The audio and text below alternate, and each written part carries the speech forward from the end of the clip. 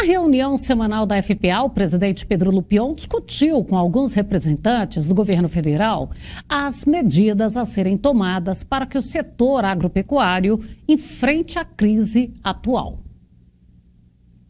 Durante a reunião da FPA, foi debatido sobre a crise do setor agropecuário, abordando a quebra de safra e baixa no preço mundial das commodities. Está quebrando o produtor, né? O produtor plantou soja a 140, está vendendo a 90, e isso é um problema seríssimo.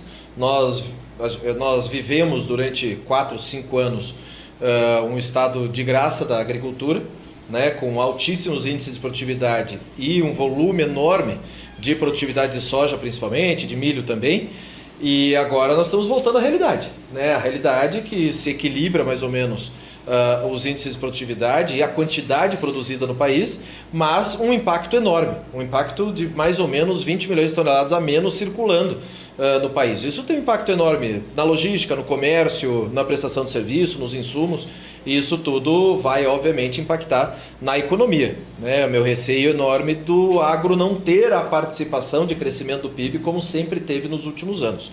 O que o André e a Agroconsult nos apresentavam eram justamente esses números.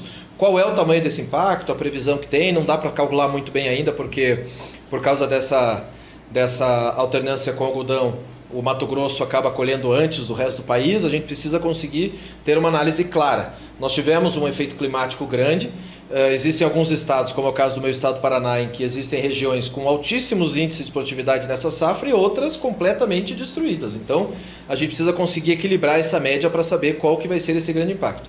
O que todas as consultorias e todas as entidades aqui nos apresentam é que é uma crise grande que não vai durar esse ano, que vai mais 1, 2, 3 anos para frente. Diante deste cenário, o presidente da FPA ressaltou que o momento não é de procurar culpados, mas sim de ir em busca de soluções. Essa busca por soluções que é o nosso papel aqui na frente parlamentar.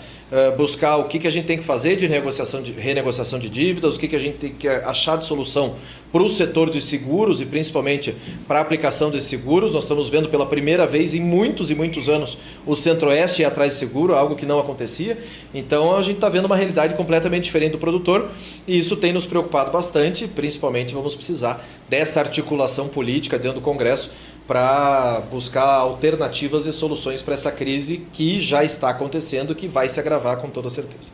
Mesmo com toda a crise que o setor passa hoje, a frente parlamentar precisa ter cautela para entender o cenário e obter uma dimensão mais ampla dos problemas enfrentados nas diferentes atividades do agro. A gente está dentro do buraco, bem figurado que eu vou falar para vocês, mas a gente está dentro do buraco até o pescoço aqui. A gente sabe que ele vai muito mais fundo. A gente precisa saber até onde ele vai. Esse é o grande problema. Qual é o montante dessa crise? O que nós temos hoje são parcelas vencendo. A gente já tem visto o produtor não conseguindo cumprir seus compromissos, boa parte dos produtores do país não conseguindo cumprir seus compromissos agora, final do mês de fevereiro, março, abril, maio, e dívidas que vão se enrolando e aumentando como uma bola de neve.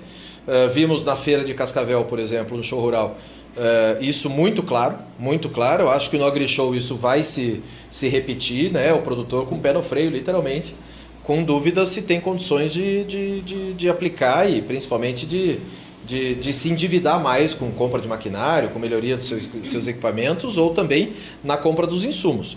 Uma das preocupações do presidente é com a safra de soja 22-23, que ainda está estocada e não foi comercializada. A grande verdade é que tem ainda uma safra circulando por aí. Janeiro teve um número grande de exportação de soja. Essa soja não estava colhida em janeiro, essa soja estava estocada, ou seja, essa soja está circulando agora, chegou no porto agora, ela não estava ali parada. Então, isso ainda está dando números razoavelmente positivos do setor. Mas a gente está prevendo que 24, 25 e 26, pelo menos, nós vamos ter que equilibrar esse jogo aí para voltar à realidade do que é o volume ofertado de soja no mundo. O outlook dos Estados Unidos, do USDA na semana passada, retrasada, mostrou claramente isso.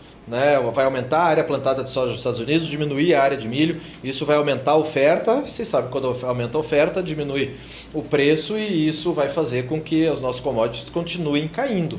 Não chegamos ao fundo do buraco, vamos chegar. Então essa é a grande preocupação, qual que é esse montante para a gente poder buscar quais são as soluções para apresentar para o governo. Depois de ter todos os cenários apresentados, a FPA vai buscar articular com o governo federal. Acho que o governo, primeiro ponto, e eu tenho conversado isso com o Ministério da Agricultura, o primeiro ponto é o governo assumir e indicar que estamos numa crise e que vamos precisar de um montante importante e razoável de recursos para conseguir compensar essa crise. Seja no Plano Safra, que vamos planejar aí em junho e julho, seja no seguro, que não aconteceu e que precisa acontecer. Essas mudanças do Proagro nos deixam extremamente preocupados para a gente ver como é que vai ficar essa situação, que o CMN está tirando os recursos do Proagro, botando tudo no PSR, no Programa de Seguro Rural, como que vai ser essa contratação, se esse dinheiro vai chegar lá na ponta.